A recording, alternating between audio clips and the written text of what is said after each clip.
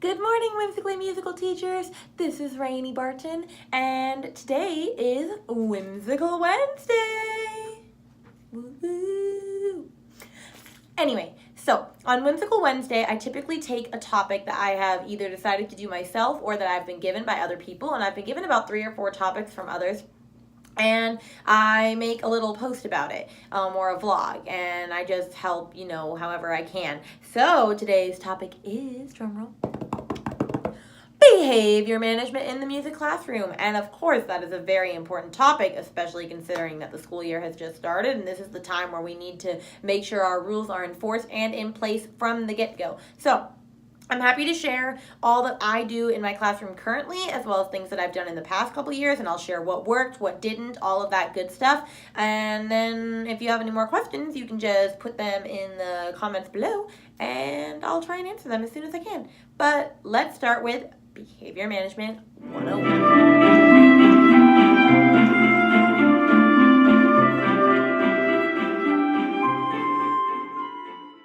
So this is probably one of my favorite things that I got this year to add into my room for behavior management. It's brand new, and it is a doorbell, a wireless doorbell. I bought it on Amazon. I can put the link down in the comments below. But anyway, I just press my little clicker, and it even does solfege, do, mi, sol, do. So that's great. The kids know that that's an attention getter, and anytime that they hear it, they need to stop everything that they're doing and listen to me. I want to get another one to use for transitions. So this is like the attention getter one, and the other one is transitions. But for now, I use it for both, and whenever they hear it, they just listen. And if they're doing something already, then they know that it's time to transition to the next thing. But hands down, my favorite purchase of the year, and I'm going to link it in the comments below. So you should definitely maybe give it a try for your class. This is my Star Student jar. So as you can see, there are 2 names in it already because I just started it today. So what I do with my Star Student jar is I really like the idea of positive parent phone calls, because I feel like those help, especially with kids that never get positive phone calls home. If they get one phone call home, like, you're probably gonna have way better rapport with their parent because you called first with positivity. So anyway, at the end of class, I pick 1 Star Student. It's someone that has done an amazing job and just overall is just rocking for the day. And I choose them and I write their name down and I put it in this little bucket. And then on Friday, I pick 6 names out because I teach 6th grade levels. Well, I teach 7, but I just only pull 6 out. And I pull 6 out and I call those parents with a positive phone call. And so the kids know that they have a chance to get it. If they don't get it that time, they can get it next time. I also keep track of which kids from each class I picked as Star Student, because if I pick the same kid, like, before everybody's gotten picked, like, oh, they will know, and they'll give me crap for it. I also have them roll the die on this fun little Star Student thing that I'm going to pull up on my smart board. I haven't started that yet because I don't have my prize box ready yet, but I'm going to show you what that looks like. I think I stole it from Eileen Miracle. I'll get back to you on that. This is my Star Student thing that the kids get to roll. So if they are the Star Student of the day, they get to hit, and if it's a 1, they get a sticker and the front of the line. 2, they play the gong, which the gong is normally standing on my piano. I haven't put it up yet, but the kids love hitting the gong, so that's like a fun prize for them. They get a Star Student pencil. I have these cute little pencils I got from Target, and they get one of those. Prize box. I want to do prize box. I don't have the prize box ready yet, so that's not an option. Musical brag tags. I took brag tags from the bulletin board lady, which I will also put those in the comments below. And I absolutely love them, and the kids love getting the brag tags, and it's just a really great way of letting their parents know they're doing good in class. And then 6 is their choice. They get to pick out of the 5. So literally, they just come up here, tap it, and voila, I picked for them. So the kids love that, and I love it, and it keeps them accountable. But that's only for the Star Students whose names were in the jar that get to do that for the day. So that's what I do with that. As far as the entire group earning points, so I have the word music on the board. I want to have it in like laminated and all fancy, but for now it's just written on like that. And the kids know that they are trying to keep the word music on the board all throughout the class. And if they're talking too much, or they're not doing what they're supposed to, etc., then I erase a letter, which you can tell I erased one earlier because it's blue. But anyway, I erased a letter. They can earn it back. Tons of ways that they can earn it back. So it's not like it's never going to happen for them. But if they don't earn it back, then they just don't get the points at the end of class, which I'll show you what the points do in a minute. But if they do earn it back, then they get the points, all of their allotted points for class, and then that goes towards earning them a classroom prize. So now let's head over to the classroom prize area. This is my classroom prize thing this year. I have, normally in here I have like full pom-poms and stuff, but I stuck them all in here because I didn't have room. But anyway, there's 4 bins, the 4 bottles, and you can see that they have some pom-poms in them already from earlier. But each jar gets 3 pom-poms if they keep the word music up on the board. But I also see which of the 4 colors did the best, and the colors coordinate with the chairs. If you look under all the chairs, they each have a color. So if I thought the red team did the best, they get 2 extra pom-poms and they get 5. So as you can tell, like, some of these have a few more than others. So I think it's gonna be really good. But anyway, the point is at the end of each month, I will check and see which jar is the fullest, and that team gets a prize. So I keep track of that. I keep track of how many pom-poms the kids have earned per class. So last time I think I picked like green team 1. But anyway, this has been helping them too because it like keeps them accountable and excited for like whether they're gonna get prizes or not. And they get to pick different prizes, like whether they do free instrument play or lunch with the teacher, which is what another class picked if they win in August. So I hope that's the thing. Candy, popcorn party, like simple stuff like that. And so that's their prize. They really like this and I'm gonna keep sticking with it. This is my rules board for conduct yourself well. I have make good choices, use good manners, speak when appropriate, involve yourself, care for equipment. So what I do with this when a kid has broken a rule, we start with a warning. I will tell them what rule they have broken by saying, I don't know, I'll pick up a random name. John, rule number S, or rule letter S. So then they will look at S and say, oh, speak when appropriate. I'm not speaking when I'm supposed to. I'm speaking at the wrong time. And then hopefully they'll cut it out. I give them a warning. I always try to do a warning and give my best because I don't want them to get in trouble right off the bat. But after the warning, like that's it, donezo, nothing else. So let's see what happens when you break the rule after the warning. So I am loving my songs and poem of the yearbook because it's actually helping me keep track of what I'm teaching my kids. So this is kindergarten and this is what we've done so far. And I put down here what they are, like the color with flare pens, of course. This is also from David Rao. Like literally, I'm just David Rao in like Coronation, I suppose, because I use everything of his. But I have it for all the grade levels, and that way, I'm actually doing more songs because I have to write them down in here. And then 2, like, I don't know, it looks pretty. So yeah. One thing that I used to do with my kids for positive rewards was happy notes. And so I would print out these. There's all different types. And the kids I would pick a star student at the end of class and they would get one and I'd write their name on the front and then I'd hand them it. And if I had time, I'd write on the back why they earned it. And then they were able to take it home and show their mom and dad and like all that good stuff. But the problem that I ran into with these is that kids would forget them and they'd be crumpled up all over my floor or in the hallway or in their backpack, and it just hardly ever made it to the parent or into their classroom for that matter. And I just didn't feel like that was a good use of paper, so I stopped doing it. Which the kids, some of them were upset about it, but honestly, like, I just don't feel like doing all that work if it's just going to be crumpled all over the place. I mean, kids are going to lose paper easily, like, you know, so it's not their fault, but I don't use it. I'm sure it might work for you in your class. It's something I tried. I didn't like the result that much, so it's just not something that I would continue. And then these, okay, so I had cut these out last year and laminated them, and they were in color, and they say, please stop what you're doing and make a better choice. And I tried last year where I would secretly hand one to a student whenever they were being bad instead of announcing it to the class, and if they got one, then it was like their verbal warning, but without me having to actually say anything because I didn't want to embarrass them. However, it was hard to do that without people knowing what I was doing. And the fact that they didn't want to hold it in their hand because, you know, they were getting in trouble and like all this other stuff. And so this just didn't work for me either, but it can work for others. But I figured I would show everything that I've done so that if you see something that you like, you can take it, what you will. This also was free. I'm not entirely sure where I got it from. If I find it, I will post it in the comments below. But this is another thing you could do. As far as timeout goes, I typically have a timeout folder and the kids open it up and whatever is in there they have to do. So I've had these and I still use these. These are great. Anyway, so my mentoring teacher gave me these, so I don't think I can give these out, but they're cute little worksheets that the kids actually have to do when they're in timeout. Like that one was on dances, this one's on choral music, one on melody and harmony, and the kids hate having to do this. Well, they don't hate doing this one, but I don't give this one out because that one's kind of fun.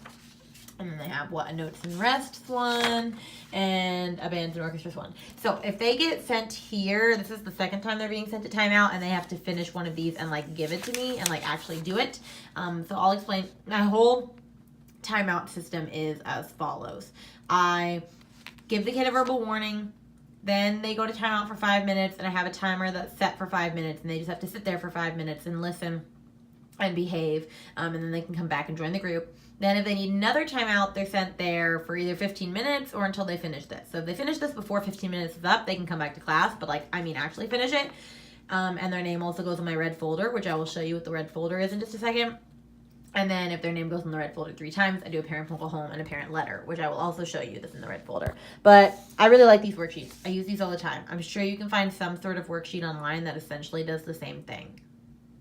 Another thing I used was this little guy right here. I got this from one of my music teacher friends in my county. And so she would have her kids at timeout write all the words in each verse for the song that is for the grade level. So typically a song that they are working on currently. And then when they're finished, they could come back. It could be anything from like Star Spangled Banner to Tidy-O to like, I don't know. If you can't tell, I really like Tidy-O. But anyway, so I used it, and I didn't like it that much because, one, you have to change out the song all the time because you don't want the kid rewriting the same song a million times if they're getting in trouble all the time. And I didn't feel like doing that. And some kids would take way too long to write, like even like 2 sentences just because they're not good writers. And I felt like it was just, it was draining them. It was draining me. It just wasn't my favorite. I just didn't like to keep up with it. But I have found other teachers who you found it very useful. It's definitely something you could try. So you should try it in your room. Sorry, my PE teacher was walking in and I didn't want him to know I was filming. Lol. Music teacher life. This is another form of timeout that I use. The directions were to rewrite all of my rules on a sheet of paper, and I had 5. Choose one rule and explain in further detail, like a paragraph, what it means. For example, if I chose number 1, I would write being respectful means only saying things that I would want others to say to me. I do expect them to do that, and most of the time the kids don't even read that they have to write a paragraph. They just rewrite the rules, and I sometimes let that slide depending how long it took them just to write down the 5 rules. So this has helped, and it makes my kids know my rules better, well, especially the same problem children. So I might go back to using this soon, but this is definitely another thing that you could do. And I literally just typed this up, so you can easily take this. Is one more sheet that I used in my classroom for our K through 2. It's a behavior thing sheet, but it has pictures. So like what I chose to do, how it made me feel, next time I can choose to this, my positive choices will lead to this. And I didn't really like how it worked because kids still have trouble reading sometimes at that age, and so like the pictures like help a little, but like you don't necessarily know why you're circling the picture, so it was just hard. I don't know. I haven't really figured out what I want to use for K through 2. They might just sit there, but this one was just a little complicated for them. But I don't remember where I got this, or else I would link it down below. But I think it was free on Teachers Pay Teachers, but it's something that I tried. I do know that pictures can help little kids in timeout, so maybe if you find something better, you can let me know. But this is what I used, and it was So this is the timeout folder that I use when the kids go to timeout for the second time in music class after already having received a warning and a 5-minute timeout, and they're on the worksheet now. So this first thing that's in here is music discipline log, and I write the date, the name, the teacher, and the infraction that occurred, and that's the first thing that happens. That's all that happens. I don't call. By the 3rd time their name is in here, there is a parent letter that is getting sent home, and it is this one that my music teacher friend made. It's just notes from the music department, and it says the date, your child showed inappropriate behavior in music today. These are the concerns marked below. Discuss it, and like if their behavior doesn't improve, a lower grade will appear, and then they have to sign it twice because I keep one for me, but I send this home, and they have 3 days to give that back to me, or their grade drops a little bit. I also do a parent phone call home at that point, which I keep on here in my parent contact log. And it says the name, the date, the parent and guardian form of contact, the reason for contact, and the result of the contact. So this has all been super, super helpful. As you see, I have had to make 2 parent phone calls this year already. I just haven't written them down on here. I typed them up, so I'm going to switch them over to here later. But I haven't really had to use it that much yet, so I'm hoping that it'll stay a thing. But this folder is literally life. I can pull it out at any time. It lives up here on my music stand. And whenever they see me even going over there to grab it, they know someone's in trouble, and they typically will stop. So I definitely recommend having a timeout folder. It works really well for me, but every school is different, so you know it'll work best for your kids. So this is my rest area, obviously, because it's Hogwarts, not Azkaban. And this is not timeout, though. The kids are welcome to come here if they've been having a bad day. Maybe they just got in trouble right before they came to specials, like this, that, or the other. Like, you never know what's going on in a kid's life. And they're welcome to come here, sit it out for a few minutes, and then come back. If the same kid is going every class, like, I kind of stop them from being able to go because some use it as like, oh, I can just sit here type of deal. I typically will have a timer here too, and you can only sit here as long as the timer is. I normally put about a 10-minute timer here. I also normally have like those cooling, like the cool little bubble, like calming jars, is that what they are, with like the glue and the glitter and all that, and I'll have like a stress ball and like all this other stuff here. I just have not started that yet this year, but nobody's used my rest area so far. I don't really have kids abuse it. They typically know what it's used for and like why it's there, and so I don't have any issues, but they can go there at any time. They don't have to ask. But like I said, if they do go there all the time, then I just stop that privilege for them, because that just shows me that they are abusing it and they don't know when it's actually supposed to be used for. But this is my rest area. And then this is the timeout area where the folder would be. I haven't put the folder up yet, but basically they just come over here, there will be a timer, they flip it, and then the folder is there, and then they fill out whatever the folder is. But that's only the second time. The first time they just have to flip the timer and just sit there and wait it out. And if they are rude or yell or like any of that other stuff and they don't just sit here quietly, then I bump up the time and restart it all over again. So they could be here for 5 minutes, they could be here for 30. Who knows? The choice is up to them. All right, so this is something that I use to sometimes get the attention of the kids. As you can tell, it is super loud, and sometimes the kids are like, oh, that's hurting my ears. And then I'm like, it wouldn't hurt your ears, and I wouldn't have to ring it if you listened to the first time. But you know how kids can be. I also have that cool little thundery tube, which you're supposed to hit it, and it like makes this giant noise. Very disappointed. It was not that loud. So now it's just out into the instrumentarium, unfortunately. I also use the Gong reward, you know, when kids roll a 2 on the dice for the Star Student of the Day, which the kids love using the Gong because it's super fun, but they have to hold it like this because it's kind of flimsy and it'll just fall over. But I suppose you could use any instrument, but I recommend that it be loud enough that the kids can hear it through anything, so I would not recommend using like sleigh bells or something silly like that, but that's what I use and it seems to work really well for me. Last thing that I wanted to talk about is about phone calls. Now, I will make a phone call home that day if your kid is just getting on my last nerves. So if you're being extra sassy to me, or you hurt someone, or you just do something you know you're not supposed to do in my room, I will call in class right at that moment. I drop everything. Now, because I have these little bins that are right next to each of the chairs now, they have whiteboards and stuff in them, so the kids know that they just grab a whiteboard, they doodle until I'm off the phone. I needed something to keep them busy, and that seems to be working, but kids know I'm not playing, and then I will call right away. And sometimes the parent answers, and that's great, and they get reprimanded in the moment. Sometimes you have to leave a voicemail, and then it's just like the kid's like, oh, you didn't reach them, and I'm like, I'm still calling, so you're still in trouble. But phone calls, extremely useful tool. I definitely recommend doing it if you have the time, although even if you don't have the time, like just doing it even once like lets your kids know how serious you are, and I think it's a really good scare tactic, I guess. But yeah. Hey guys, so thanks for watching my video on behavior management. I hope it was super helpful to you. If you liked it, you can subscribe. Also put some comments below or like the video. And you can also link back to my other videos like my classroom tour and then my week 1 of a music teacher for the year. I hope that it was good for you.